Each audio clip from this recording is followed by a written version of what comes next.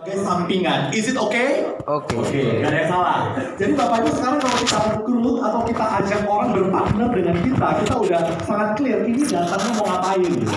Kalau dia cuma mau sampingan ya udah kita udah clear dari awal identitasnya udah jelas. Ada orang yang datang ke bisnis ini sebagai batu loncatan. Gua udah achieve target gua udah dapat modal, gua akan tinggalin bisnis ini. Ya itu ada, it's okay. Namun jangan lupa banyak juga orang yang datang ke industri ini menjadikan bisnis ini sebagai lifetime business. Dan tadi saya kasih tahu, saya kira ini udah semuanya gitu ya, lifetime business gitu ya. Ternyata bisnis ini bukan hanya bisa di generasi kita. Ini bisnis bisa sampai ke next generation. Bisnis ini bisa jadi bisnis untuk generasi berikutnya. Sampai IPO, agency bukan perusahaan asuransial, sudah listed di Nasdaq. Kita akan ke slide ya. Saya akan dibantu Andre. Andre udah masuk belum ya? Oh udah, thank you ya Andre. Oke, so teman-teman saya akan lanjutin ya apa yang harus kita lakukan di bisnis ini. Next ya, mindset bisnis kita harus benar Bapak Ibu ya. So teman-teman, siapa yang kita ajak ke bisnis ini? Tadi saya udah cerita tentang kriteria, ya. Jadi teman-teman, saya sangat menyarankan. Tadi juga ada mention di awal, saya ini lebih banyak merekrut orang-orang yang pengusaha, gitu ya. 80% leader gua, agent gua, itu adalah pengusaha. 20% dari profesional dan sebagainya. Jadi kita harus benar-benar punya kriteria yang clear ya Bapak Ibu ya. Yang saya rekrut ini siapa? Saya mulai membagi ya. Siapa sih yang gua rekrut gitu ya. Next ya. Siapa yang gua rekrut? Kebanyakan kita itu salah memilih karena kita merekrut orang di level ini. Level survive. Siapa sih mereka yang di level survive? Yang untuk makan aja kadang-kadang dia harus mikir gitu. Banyak nggak orang di level ini? Banyak. Gaji pas-pasan. Ya untuk bertahan hidup aja lah. Survive itu artinya bertahan hidup, betul? Bapak Ibu, kalau kita rekrut orang di level ini bisa berhasil nggak? Bisa. Tapi dia butuh proses yang panjang. Tadi masih ingat 4C? Chemistry. Yang nomor 2 apa? Kapasitas. Pertanyaan saya, orang di level ini kapasitasnya belum memadai. Setuju nggak? Orang yang punya kapasitas, punya talent, punya skill, dia nggak di level ini pasti. Dan kabar baiknya, orang di level ini mah banyak banget. Gak punya kerjaan, yang hidupnya pas-pasan, gajinya pas-pasan, banyak banget, betul nggak?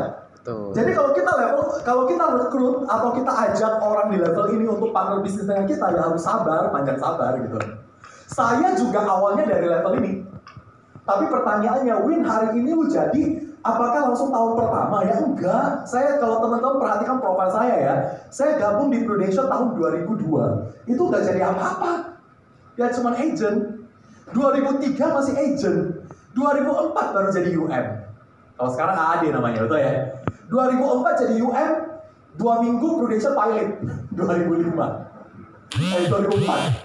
Ya, udah itu akhirnya tetap UM, itu cerita dulu lah ya. 2005, 2006 baru promosi SUM. 2 tahun baru jadi UM, 2004, 2005. 2006 baru jadi SUM. Zamannya itu ya, zamannya itu nggak ada agent AD. Jadi dulu agent UM, SUM. 2 tahun SUM, baru 2008 jadi AM. 2 tahun. Kapan Winu start club? 2002 nggak ada club, no club. 2003 no club, 2004 nggak ada club, 2005 startup pertama gua 4 tahun digembleng sama leader gua baru jadi star club. Yang pernah berangkat start club tahu lah ya, sekali berangkat berapa orang? Ribuan, nggak ada yang kenal loh siapa star club. Kalau orang PCC ngomong, wah bergabung sama rakyat jelata itu. Mohon maaf ya. Jadi kalau orang yang PCC kan nggak banyak gitu ya. Biasanya kalau PCC itu paling 3 bus, 4 bus. Biasanya. Tapi PCC duluan kan. Begitu PCC kan gabung sama startup kan. Wow, langsung ribuan orang gitu ya. Tapi ya, it's okay ya. Startup pun itu bagus. Kalau Anda startup, Anda award night, kan diundang ke Jakarta kan. Award night kan. Itu duduknya paling belakang bro. Gitu lihat langsung udah tembok. Panggungnya jauh sekali, betul? Yang startup mengerti apa yang saya maksud ya. Oleh sebab itu jangan startup, setuju? Minimal double lah di tengah-tengah gitu kan. Lebih bagus lagi di depan PCC. Kalau mau lebih depan lagi kita gitu, ya kan? Oke. Kembali lagi, siapa yang gua rekrut? Kalau kita rekrut orang-orang yang kapasitasnya masih di level survive, maka kita butuh waktu yang panjang. Lu gak bisa expect setahun 2 tahun dia jadi. Clear? But ada nggak mahasiswa yang sukses di bisnis asuransi? Ada, tapi nggak setahun 2 tahun. Needs time, karena fondasi bisnis kita butuh attitude, butuh skill, butuh knowledge, betul? Knowledge lu bisa kasih, tapi masalah skill itu butuh proses. Orang nggak bisa langsung ahli jadi tukang masak yang jago, nggak ada. Dia butuh bertahun-tahun di dapur baru bisa punya skill untuk masak yang jago, betul? Sama, untuk skill untuk meyakinkan orang, meskipun lu nggak di asuransi, lu di bisnis lain, itu skill loh. Lu ngomong orang mau denger, punya daya tarik tertentu, orang ngomongnya karisma, betul nggak? Kenapa kok dia ngomong itu, orang kok semuanya fokus? Ada nggak? Pernah ketemu orang seperti itu nggak? Itu skill. Itu sudah dilatih bertahun-tahun yang kita nggak lihat. Jadi, kalau dia punya skill bagus, dia punya attitude bagus, knowledge-nya tinggal dikasih udah bisa. Tapi kalau rekrut orang di level ini, tiga-tiganya tadi belum ada. Attitude-nya belum terbentuk, skill-nya belum ada, knowledge-nya belum ada. Jadi ya butuh waktu. Lebih baik, lebih nggak habisin energi, rekrutlah orang di level di atas survive. Rekrut orang yang di level safety. Siapa mereka? Mereka yang sudah punya gaji tetap. Karyawan, contoh. Mereka udah punya gaji tetap, mereka udah terbiasa disiplin. Betul? Masuk kerja jam sekian, pulang jam sekian, setiap kerja itu udah punya rundown kerja yang schedule yang pasti. Saya sangat amazed ya, tadi ngobrol waktu makan siang ya, salah satu top agency leader itu ADS-nya Surabaya loh. Tahu nggak ya? Menurut saya itu ADS yang direkrut jadi partner bisnis, menurut saya ini bukan sesuatu yang gimana, karena gue yakin orang ini di level safety, betul nggak? Dia udah terbiasa kerja dengan jadwal, betul nggak? Bisnis ini bukan masalah lu banyak orang ngomong begini, kalau saya banyak kenalan orang-orang kaya, maka saya berhasil di bisnis ini. Saya kasih tahu ya, itu nggak benar. Orang yang banyak kawan kita rekrut di bisnis ini belum tentu jalan loh di bisnis ini. Jadi banyak orang yang kita kenal atau tidak ada orang yang kita kenal itu tidak menentukan kita berhasil di bisnis ini atau enggak. Sekarang saya tanya tadi, hari ini kalau kita banyak kenalan, teman kita banyak, oke? Tapi teman kita menganggap kita ini sebagai pribadi yang untuk hore-hore doang. Ada nggak orang begitu? Ada. Kira-kira kalau kita kita value kita di depan sahabat kita atau orang-orang yang kita kenal adalah sebagai teman hore-hore, kira-kira sahabat kita mau nggak mempercayakan masa depannya ke kita? Enggak. Belum tentu. Ya. Ini orang serius gak? Jangan-jangan dia cuma setahun 2 tahun dia itu bye-bye dia. Gimana dengan polis gua, betul gak? Makanya dia gak closing-closing. Sejauh? Iya. So teman-teman, lebih baik rekrut orang di level safety. Orang yang di level safety ini artinya udah aman. Banyak kan di karyawan, mereka udah punya gaji tetap, mereka udah punya modal. Jadi attitude-nya udah oke. Jadi tadi boleh kembali ke ini gak ya? Boleh pindah ini. Jadi tadi masih ada 3 fondasi, masih ingat? A, S, K. Jadi itu tetap patokannya ya teman-teman ya. Yes, thank you. Ya, jadi kita udah bahas tentang kriteria. Ada 4C, masih ingat? Kita ada A, S, K. Kalau orang di level safety, attitude-nya udah oke, tapi belum tentu punya skill. Kecuali dia ADS lah, skillnya udah biasa berhubungan dengan leader. Makanya jangan heran kalau ADS jadi top leader, karena dia udah punya skill. Tapi orang yang bekerja, contoh si Cassandra Farrell, tahu ya, yang di FP1 ya. Dia tuh karyawan, manajer Metro Data, salah satu perusahaan data paling besar di Indonesia. Ya, manajer loh, udah tinggi loh posisinya, attitude-nya oke. Tapi dia di belakang layar, dia nggak pernah ketemu orang untuk nego-nego gitu, jarang. Masalahnya ngomongnya data, semuanya data gitu ya. Skill ini bisa dilatih bro. Jadi kalau lu rekrut orang di level survive, ininya belum ada, ininya belum ada, ininya belum ada. Jadi butuh waktu, clear? Tapi kalau lu rekrut orang di level safety, at least attitude-nya udah terbentuk. Mungkin skillnya belum ada. Knowledge asuransi ya pasti belum ada lah kalau dia baru di dunia asuransi, clear ya? tapi better daripada yang survive. Kenapa saya banyak rekrut pengusaha? Karena pengusaha di level atasnya, ya, udah di level yang namanya belonging. Orang yang sudah membuktikan dirinya itu sebagai pengusaha, punya usaha sendiri, attitude-nya berarti oke nggak? Punya skill nggak? Yang dia nggak punya cuma ini. Betul? Tadi banyak yang tanya saya, Win, kalau rekrut pengusaha apakah semuanya jalan? Enggak. Ada yang jalan, ada yang enggak. Ya enggak semuanya jalan. Ada yang ikut sistem, ada yang enggak ikut sistem. Tapi setidaknya yang enggak ikut sistem, saya nggak capek-capek. Saya cuma perlu kasih apa? Knowledge. Makanya kalau agent itu saya nggak pernah ajak ketemu, meeting unit, saya jarang lakukan itu. Karena agent saya mayoritas adalah pengusaha. Saya lebih banyak buat janji one-to-one. Ngapain one-to-one? Saya cuma kasih info. Saya nggak perlu ajarin skill, nggak perlu ajarin attitude. Saya cuma kasih tahu pengetahuan produk. Kok ada produk ini loh, menarik. Tapi kok hitung sendiri. Cuma kasih knowledge tentang insurance, tentang produk dan sebagainya. Dia udah bisa jualan sendiri.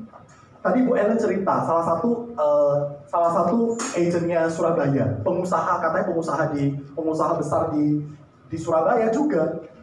Dia itu cuma diajak one-to-one, waktu itu sama leadernya, sama Bu Ellen kebetulan ada di kantor ya. Dikasih tahu, kurang 200 lagi, kamu itu MDRT capai Star Club. Padahal dia punya rumah di Amerika, punya rumah di New York, punya rumah di Los Angeles. Dia bukan masalah kerja, jalan-jalannya. Tapi yang diceritakan apa? Knowledge, bisa lah 200 juta lagi, ini produk ini lu tawarin. Akhirnya jadi loh, katanya dalam berapa minggu? 3 minggu ya? 3 minggu udah submit 200 juta, udah isut, udah capai Star Club tahun lalu. Jadi kalau rekrut pengusaha itu enaknya, cuman tantangannya ada nggak ya? Pasti ada lah. Pengusaha tantangannya apa? Karena dia udah punya attitude yang bagus, dia udah punya skill, dia cuma kurang knowledge kan gitu. Tugas kita sebagai perekrut partner bisnis ya kita cuma kasih knowledge terus ke dia. Knowledge tentang apa? Tentang produk dan tentang bisnis. Kasih tahu terus. Bisnisnya seperti ini, bisnisnya seperti ini. Jadi ini lebih mudah. Dan ada juga yang di level di atas itu. Ini lebih mudah nih. Orang-orang yang butuh pengakuan, esteem, diakui, dapat penghargaan.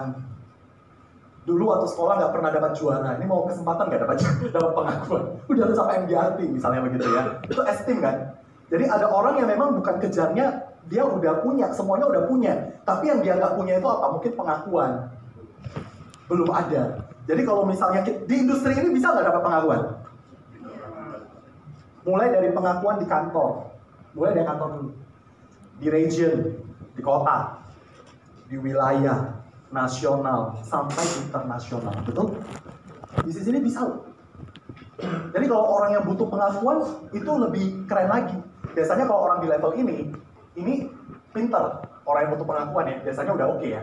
Nah, jadi ini level ya, esteem ya. Di atas itu orang udah menemukan meaning lah dalam hidupnya ya.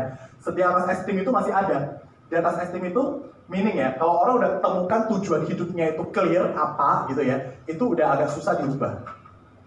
Jadi ini level-level orang yang kita jumpain di lapangan. Siapa sih yang kita jumpain? Sering sekali kalau kita jumpa orang, kita mengerti ini, kita lebih mudah bagaimana kita approach ya. Oke, next. Ya, jadi ini level-level dalam ngerekrut ya. Jadi tadi saya udah ngomong kriteria itu ada 4C, saya ulangi. Rekrut siapa sih, Win? Pertama, lu punya chemistry dengan dia, ada chemistry nggak? Kalau nggak ada chemistry udah skip. C kedua apa? Kapasitas. C ketiga apa? Komitmen. Komitmen harus ditanya. Ya. Terus yang keempat baru yang membuat dia bertahan atau enggak, karakter. Dan butuh pondasi, attitude, skill dan knowledge untuk bisa bertahan di industri ini. Next. Ya, jadi udah makin jelas ya teman-teman ya. Siapa yang mau saya rekrut? Teman-teman jangan tahu nggak di Prudential Indonesia itu ada CEO perusahaan besar itu jadi agent loh. Dan hari ini sudah dari KPM owner. Itu boleh diundang tuh ke Wisri Sandro. Tahu Wisri Sandro Grand Vision di Jakarta, kantornya di Kokas. Dia itu adalah ex-CEO Astra Asia Pasifik. Bukan CEO Astra Indonesia doang guys. Dia itu CEO Astra Asia Pasifik. Kantornya di Singapura. Direkrut sama Denny Utama. Tapi di Pro sampai hari ini masih tetap di Pro.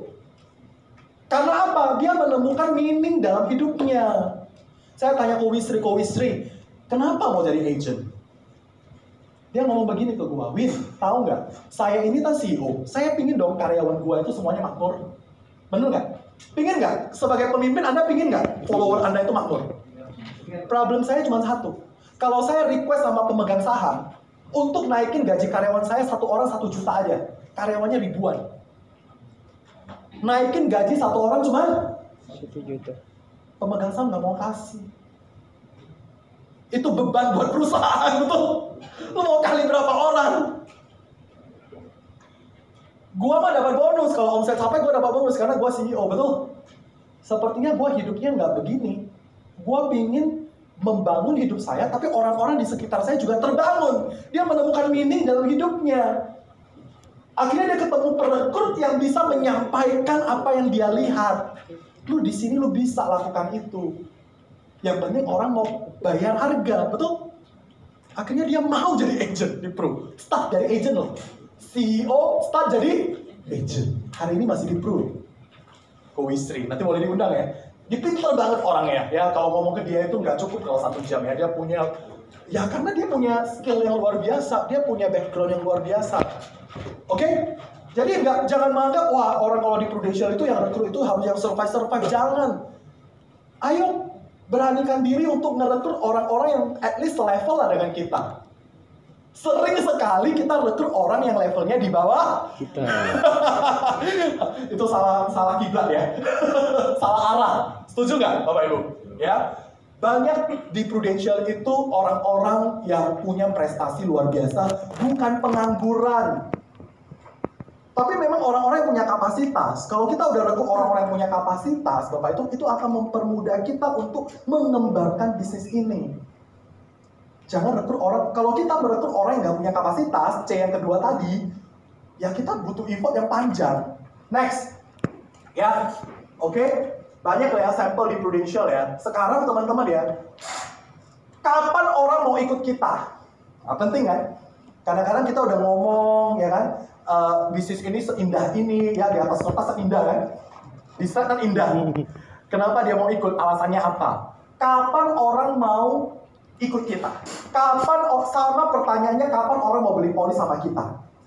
Kapan sih orang itu baru tergerak mau beli polis sama kita? Bapak Ibu kita harus clear ya. Bisnis kita adalah people business. Setuju?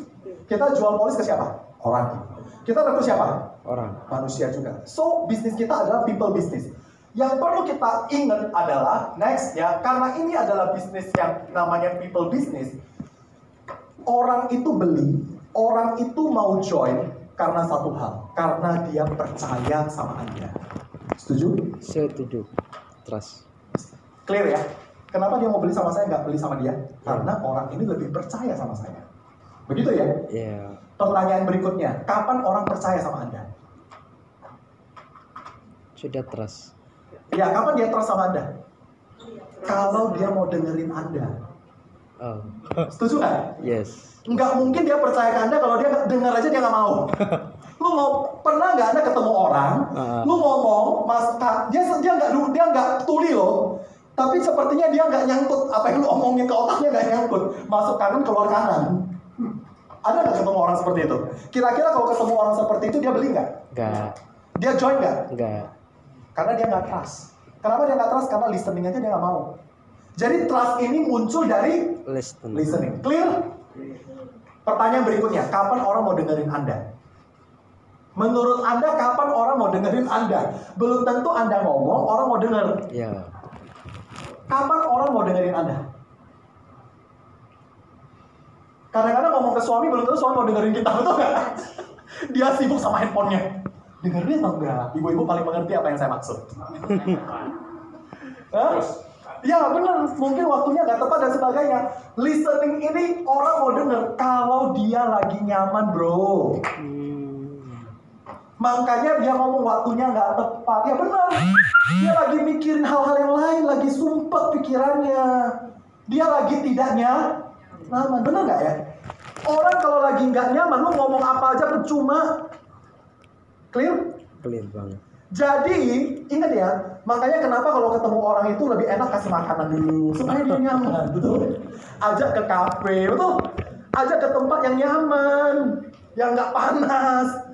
Ya ini kita belajar, bukan hanya di bisnis kita, sama siapapun begitu. Lu bagaimana bisa supaya dia bisa trust sama lu? Ya lu harus tahu, trust itu muncul kalau dia mau dengerin gua.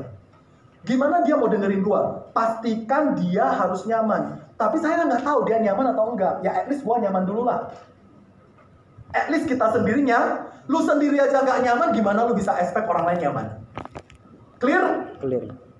Clear ya? Pertanyaan berikutnya, gimana sih cara buat orang nyaman? Gimana cara buat suaminya nyaman, istrinya nyaman, Bapak Ibu? Anaknya nyaman, gimana caranya? Dilayani bro. Di-serve. Orang suka dilayani. Siapapun manusia yang normal harusnya suka dilayani. Dan orang rela bayar mahal karena pelayanan. Bisnis kelas betul. Kita mau ke Amerika ya. Kalau pesawat Airbus ya teman-teman ya, ada ekonomi. Ada namanya premium ekonomi. Ekonomi aja dibagi dua loh. Ekonomi dan premium ekonomi. Ada business class. Ada first class. Waduh, tahu nggak bedanya apa? Padahal ya pesawatnya sama, pilotnya sama, berangkat dari kota yang sama, tujuannya sama. Kalau pesawatnya jatuh juga sama-sama selesai, betul? Tapi harganya beda loh. Yang business class itu harganya 3 kali ekonomi. Yang first class itu harganya 6 kali ekonomi. 6 kali, tapi orang rela bayar. Apa yang membedakan? Pelayan. Service. Begitu masuk ke, saya belum pernah ke first class ya, tapi kalau bisnis pernah. Kalau bedanya begini, kalau di ekonomi pernah naik pesawat? Ya. Kalau Anda ekonomi Bapak Ibu ya, begitu masuk pesawat, dia cuma lihat bener nggak ya tujuannya, betul nggak? Bener ya? Tapi kalau bisnis Bapak Ibu, kalau coba naik bisnis ya, Anda begitu naik pesawat, langsung dipanggil loh. Ibu Novi mau minum apa? Dia tahu loh, yang duduk di kursi ini namanya siapa, itu pramugari, harus hafal. Kalau yang melayani di bisnis, itu semua nama penumpangnya dia hafal loh. Sebelum penumpangnya nyampe, dia udah tahu ini siapa, apa panggil, dipanggil terus nama Anda. Dan itu Bapak Ibu, kita perlu tahu itu di train ya. Itu pramugarinya di train. Pramugari yang melayani di ekonomi, di bisnis, di first class itu pelatihannya beda. Karena servisnya Beda. orang suka dilayani. Jadi Bapak Ibu, kalau hari ini nasabah Anda belum mau beli sama Anda, gimana caranya supaya dia mau beli sama Anda? Layani dulu. Cara melayani nggak harus mahal kok. Tanya kabar aja. Saya pernah di Medan ya. Itu ada satu nasabah saya follow up 2 tahun loh. Hampir 3 tahun. Caranya bagaimana? Tiap bulan saya udah buat jadwal di kalender saya. Saya cuma datang tanya dia, kok gimana kabarnya? Bisnisnya gimana? Cuman singgah ke tokonya, cuma nanya bagaimana kabarnya. Konsisten dilakukan hampir 3 tahun. Akhirnya hatinya terbuka, dia nyaman, baru mau denger. Saya ngomong, emangnya Prudential ada produk apa? Hatinya mulai terbuka. Padahal udah pernah gue ceritain. Tapi nggak pernah dia denger. Clear ya? Dia nyaman dulu. Sama lah waktu pacaran yang udah menikah. Emangnya langsung kenal langsung nikah? Ya enggak. Ada proses. Banyak kayak yang diinvest kan, betul nggak? Itu namanya ada serve. Kenapa Anda berani invest? Tujuannya supaya target Anda nyaman. Begitu target Anda nyaman, apa yang next Anda kasih? Anda mulailah kasih rayuan-rayuan, betul? Supaya listening. Anda mulai presentasi, betul? Dan pada akhirnya goal Anda tercapai, pas. Dikawinin, betul?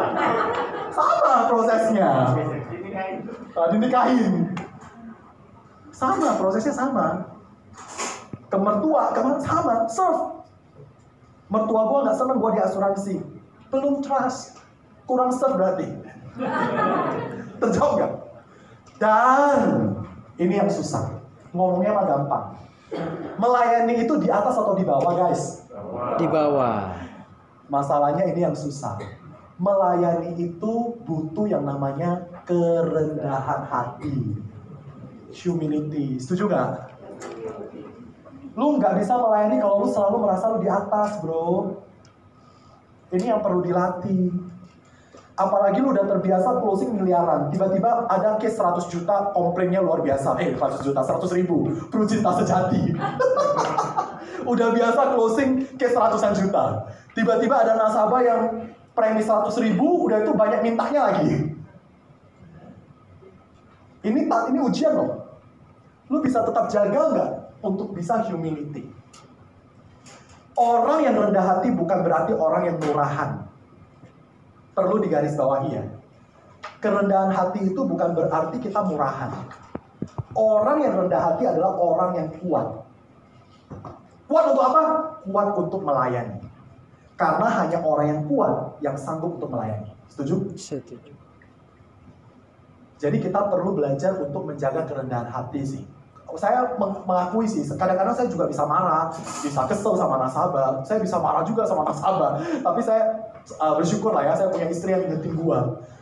Kamu itu nggak boleh gitu, ya kan? Akhirnya saya, ya benar, saya harus perbaiki. Kadang ada nasabah yang kadang-kadang rewel gitu loh ya. Kadang-kadang kita kesal, gue bisa marah loh sama nasabah. Ada selama 21 tahun ada lah, 3-4 kali saya marah sama nasabah. Udah nggak tahan gue, pokoknya udah nggak tahan ya. Saya didesak terus, di press terus gitu ya. Padahal saya udah lakukan yang terbaik gitu. Tapi dia masih mau mengatur ini, mengatur itu, udah tuh ngebandingin gue dengan yang lain gitu. Ngebandingin gue dengan agent yang lain yang dia kenal. Seperti ini dan seperti itu. Akhirnya gue bilang, kalau memang kamu lebih nyaman sama agent itu, ya udah silakan pindah, gue bilang gitu. Ngomongnya mas santai, tapi langsung to the point, marah dia. Iya kan? Dia yang bilang kok agent lain bisa lebih bagus, gue bilang gue nggak bisa lakuin itu, karena itu mengganggu integritas gue. Kenapa agent lain nggak perlu rawat inap bisa klaim, dia bilang begitu. Saya mau komen, gue nggak mau menjelekan agent lain, kalau di Prudential nggak bisa. Fair kan? Iya. Kita harus rawat inap baru bisa klaim, gue bilang begitu. Dan itu tertulis di polis. Tapi kalau agent lain bisa ngelakuin itu, mungkin produknya seperti itu. Tetapi setahu saya nggak ada asuransi yang nggak rawat inap bisa klaim rawat inap. Saya kasih penjelasan seperti itu, tapi dia nggak mau terima. Dia bilang orang lain kok bisa, kok kamu nggak bisa. Orang lain temenin ke dokternya untuk ngomongin supaya dia rawat inap. Lu kok nggak bisa lakuin itu? Gue nggak mau, karena itu bertentangan dengan integritas saya sebagai seorang agent. Tahu nggak integritas itu apa, guys? Integritas itu 3 hal. Integritas itu ngomong 1, jujur. Bapak Ibu, hidup ini kalau jujur ya, enak loh hidupnya. Tidurnya pun tenang. Nggak perlu ngarang cerita. Kenapa orang bohong? Karena buat cerita, betul nggak? Simple lah, udah makan belum, no? Udah, padahal belum. Berarti jujur atau nggak? Lihat ya, contohnya orangnya belum makan, ditanya sama nasabah, Nov udah makan belum? Udah, karena gak enakan. Pertanyaan berikutnya, makan apa? Ngarang gak? Mulai dia cerita, oh tadi saya makan ini, padahal Enggak. makan di mana? Ngarang lagi. Ternyata bohong itu ribet. Para pria bisa merasakan apa yang saya rasakan?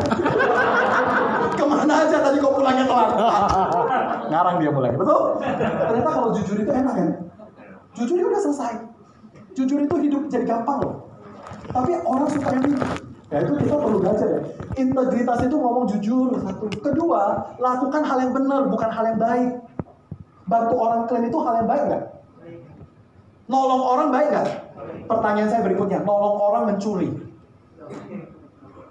Hal yang baik tapi tidak Bapak Ibu kita perlu clear ya, mana yang baik dan mana yang benar. Yang baik belum tentu Benar. tapi yang benar udah pasti Baik. Jangan pilih lakukan yang baik. Katakan kiri kanan, lakukan yang benar bro. Lakukan yang benar bro. Bantu klaim, bantu orang klaim tapi fiktif.